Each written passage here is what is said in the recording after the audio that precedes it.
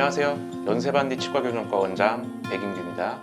오늘은 치아교정 케이스 중에서 술자가 하기에 난이도가 높은 교정치료가 있을 수가 있고 또 환자분들이 교정치료를 받기에 더 어려운 부분이 있을 수가 있는데 이런 치아교정치료 케이스의 난이도에 대해서 제가 설명을 드리겠습니다. 치아 사이가 벌어져 있는 경우에는 대개의 경우에 어떤 한 치아 사이에만 공간이 크게 벌어져 있는 경우보다는 치아 사이사이가 공간이 산재해 있는 경우가 조금 더 많습니다. 따라서 교정치료를 할 때에는 이 치아 공간을 한 군데로 몰아서 그 공간을 효율적으로 닫기 위해서 한 군데로 모른 다음에 교정치료를 진행을 해서 공간 폐쇄를 하게 되면은 치아 교정 자체가 아주 어려운 케이스는 사실은 좀 더 적다고 볼 수가 있어요. 왜냐하면 공간이 부족한 경우에는 치료 계획 세울 때도 이 공간을 얻기 위해서 또 다른 이동 방향의 치아 교정 치료가 필요한 거고 공간이 있는 경우에는 일단 그 공간을 이용해서 하기 때문에 난이도 자체는 어렵지 않을 수가 있지만 중요한 것은 치아가 벌어져 있는 경우에 교정치료를 통해서 공간을 잘 닫은 다음에 제 경험상 공간이 울퉁불퉁해서 이걸 폈을 때 교정치료할 환자분들에 비해서 재발 위험이 조금 더 높습니다. 그 말은 다시 벌어지려는 성질이 훨씬 더 크다는 거죠.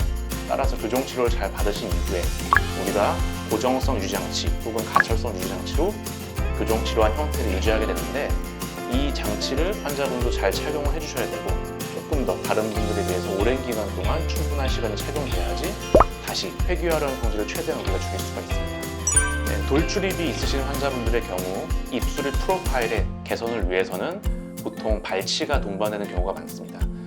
위에만 2개를 빼는 경우도 있고 교합관계에 따라서 위아래 총 4개를 빼는 경우가 조금 더 많긴 한데 어쨌든 발치를 통해서 그 공간을 폐쇄를 하고 앞니의 후방 이동이 이루어져야지 입술 프로파일이 개선이 되기 때문에 술자로서 조금 더 난이도가 높고 주의할 점은 앞니 각도가 작아지는 거에 대해서 충분한 고려를 해야 됩니다.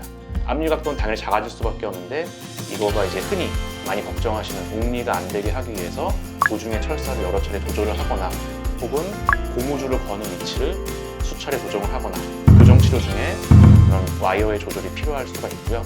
입술이 어쨌든 처음에 비해서 많이 후방 이동하는 형태로 이동을 하게 되는데 저희는 기준이 딱 있어요.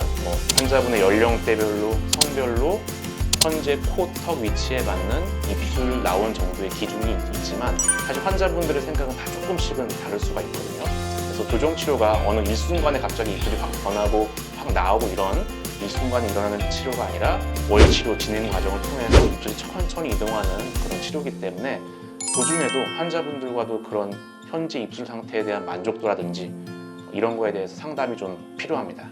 환자분들의 기준에 맞추기 위해서 공간이 남아있는 경우에 난 이 상태가 만족한다. 그런 경우에는 최대한 앞니 이동을 줄이고 어금니 이동을 통해서 공간을 폐쇄하는 경우도 있고 공간을 다 닫은 다음에도 나는 입술이 조금 더 들어가는 게 원한다. 그러면 물론 처음 상태랑 현 상태를 비교를 해서 앞니 각도에 문제가 없다면은 치아 사이를 조정을 한다든지 혹은 미니 스크류 같은 걸 이용해서 조금 더 후방 이동을 통해서 환자분들의 좀 니즈를 충족시키는 이런 상담 과정이 요즘에도 많이 필요한 그런 돌출입 교정 치료입니다.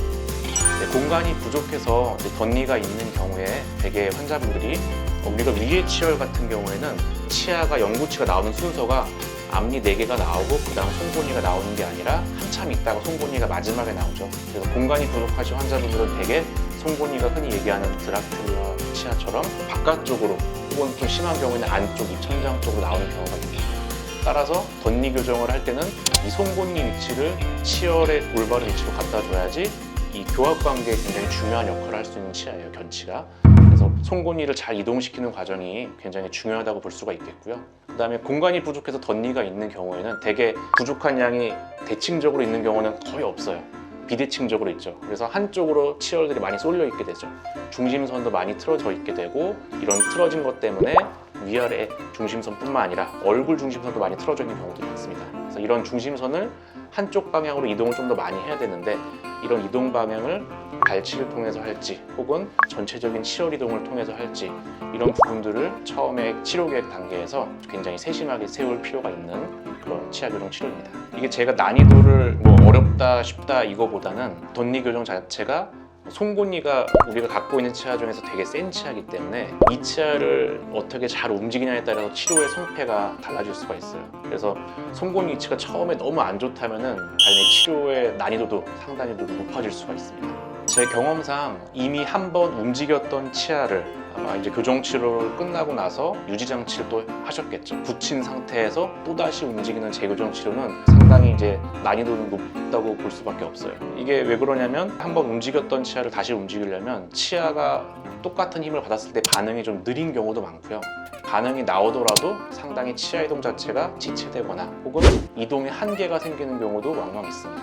또한 환자분들의 현재 갖고 계신 이런 치주 상태, 잇몸 뼈의 레벨이라든지 치아 뿌리의 길이 이런 것들이 한번 교정 치료를 통해서 조금은 더 안 좋아져 있는 경우가 더 많기 때문에 이제 이런 부분들에 대한 고려도 충분히 해야 되고요. 따라서 제 생각에는 물론 여러 가지 케이스의 교정 치료가 있지만 재교정 치료가 술자 입장에서는 좀 더 신경 써야 될 부분도 많고 또 환자분 호스트의 반응도 좀 이끌어내기가 어려운 측면이 많은 난이도가 높은 치료라고 할 수 있겠습니다.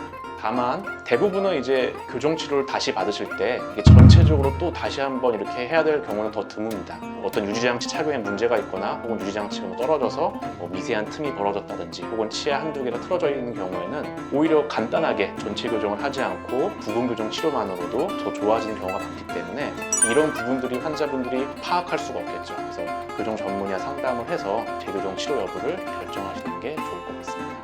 주걱턱의 경우에는 골격적인 위치 관계 때문에 사실 어떤 부종교합이 발생을 한 거예요. 되게 주걱턱의 경우에는 위아래 앞니가 거꾸로 물리는 경우가 많죠. 우리가 전제를 할 때는 예를 들어서 양악 수술 없이 치아 교정만으로 이런 주걱턱을 거꾸로 물리는 걸 해결하겠다. 이런 경우에는 바꿔서 생각을 하면 치아가 이동할 양이 훨씬 더 많아지는 겁니다.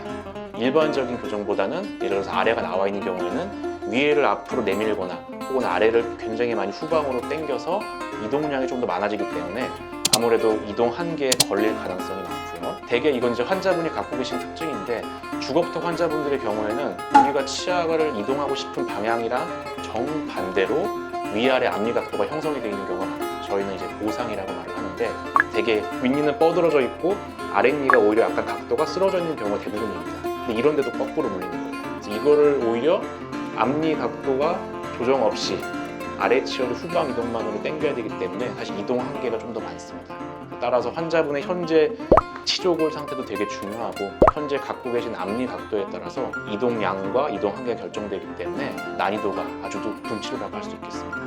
오늘은 난이도가 좀 높은 교정 치료에 대해서 제가 설명을 드렸는데요. 제 생각에는 치아 교정 자체는 사실 다 어렵습니다. 어려운데 환자분의 현 상태랑 케이스 분석을 했을 때 올바른 치료 계획에 따라서 치료 과정이 좀 더 쉬워지는 경우도 있고 환자분의 치아 관리가 안 되거나 이럴 경우에는 오히려 케이스는 쉬웠는데 굉장히 좀 치료가 어려워지는 경우도 있거든요. 그래서 환자분의 현 상태가 좀 더 중요한 것 같아요. 따라서 교정 치과 의사와 치료 중에 안 되는 부분이 있거나 혹은 잘 되는 부분이 있거나 관리가 안 되는 부분이 있으면 이런 것들 충분히 상의를 해서 치료를 원만하게 진행하는 것이 더 좋은 방법이 될 것 같습니다. 치료 케이스에 대한 난이도는 상당히 좀 주관적이고 그런 부분이 있습니다. 갖고 계신 잇몸뼈, 치아 뿌리, 위생 정도 이런 거에 따라서 또 좌우되는 부분이 많습니다.